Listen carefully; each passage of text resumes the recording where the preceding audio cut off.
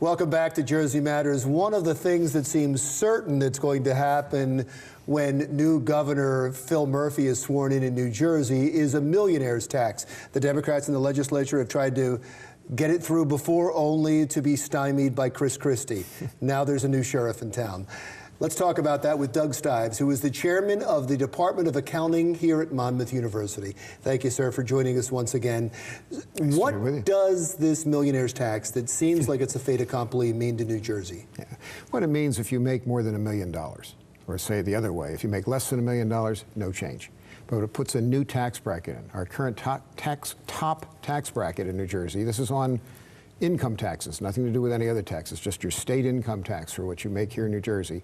The top rate right now is 8.97% if you make over $500,000.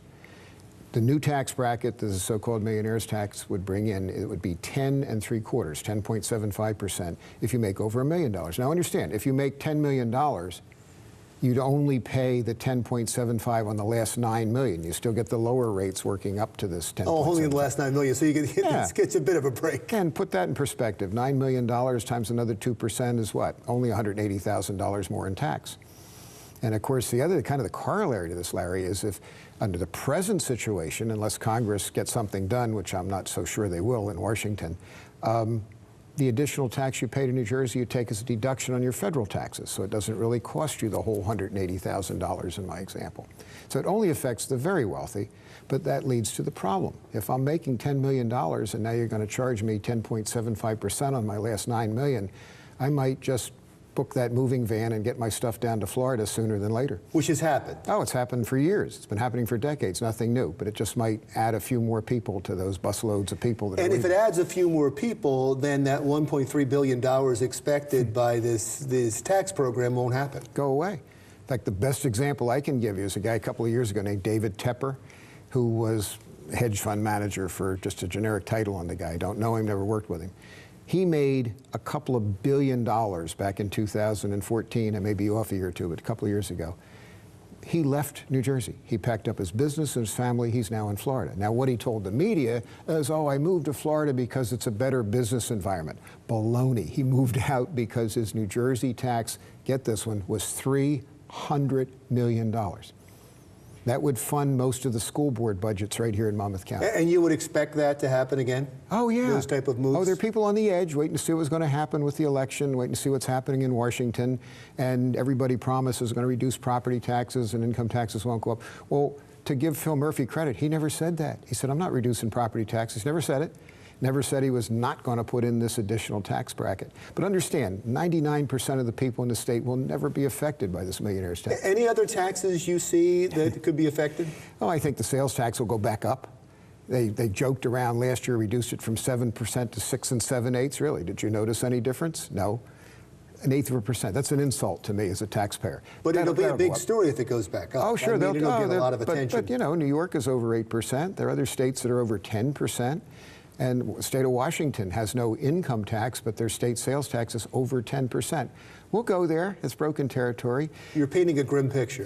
If you don't like paying taxes, it's a good time to put your house on the market. And be careful, because they're fooling around in Washington saying you might have to pay tax when you sell your house at the federal level, which will trickle down to New Jersey. I want to get to that in a second. Let's deal with one more tax in New Jersey, the estate tax. Yeah, okay. It's gone away. Well, not yet. If you die this month, you look like you'll make it to the end of the year, and I hope that I do. Some of my students are betting on me not making it till tomorrow, Larry. Really, there's a pool. They do. I'm the oldest guy in the department. So they say, oh, is he going to make it through class today? Classes are only 80 minutes long, so the odds are in my favor. But right now, if you die with over $2 million in New Jersey, there's still a New Jersey estate tax. It's confusing. It's a state estate tax. I love to say that. A state death tax, easier way to say it.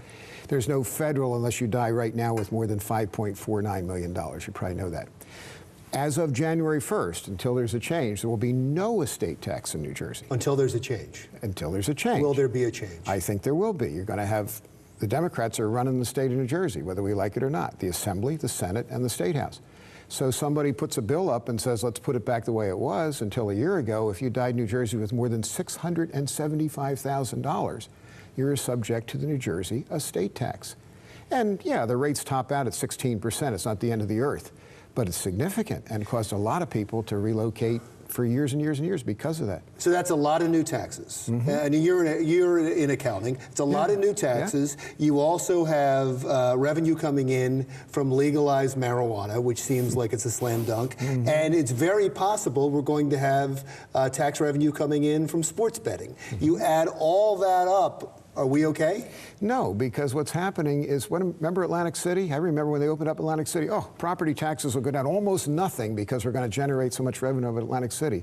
The place is an open sewer. You know that and I know that. It right now is a drain on New Jersey resources because it's been such a, I won't say a flop, what happens, everybody else jumped on.